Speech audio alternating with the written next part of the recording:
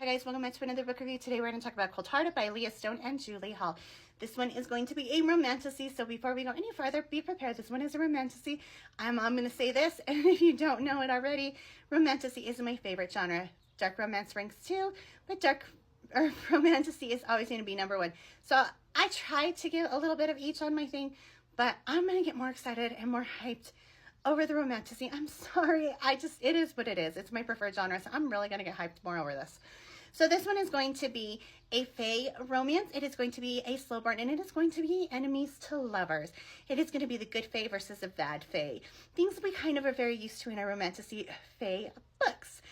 But there's a lot of cool stuff that also happens in this one that we are not used to. I am going to say before I go any further, there is some spice in the book. It's not overly spicy. Not a whole lot of spice, but the relationships are definitely adult relationships. And the language is adult relationship. It is definitely a book geared towards adults. So be prepared for that. If you have somebody that you are looking for a great romantasy, if you have somebody who's more mature, but it's just like I said, this one just has a lot of adult context. And so I'm just going to leave it that way. There is some darker elements, so please make sure you check the trigger warnings also before you dive in, because there is some darker elements. So going from there, I'm going to try to give you a quick overview without giving away spoilers. We are going to have our heroine. She has been raised her entire life to save her realm, her realm. That's just the best way to put it. To save her kingdom, to save the realm that they all kind of reside in. So going from there, I'm going to say her task is going to be, she's got the bad fae can get their heart so that she can keep the magic and keep her realm, the magic and the stuff, and alive. Right now it's dying because they need a new heart. So she's going to go on this mission into another realm with the bad fae to get said heart.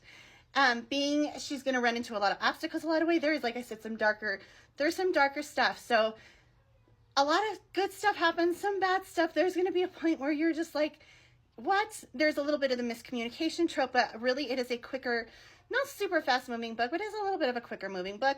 There is a lot that goes on. Like I said, you have your enemies to lovers in this one. So that's really, the whole book is going to kind of be set up around that relationship that builds between them two and her mission, and whether she's going to fail or succeed at her mission. If she fails, it is going to be set up for book two. You're just going to have to read it to find out exactly what happens, and if it's set up for book two and how it's set up for book two. You are going to have to read it to find out.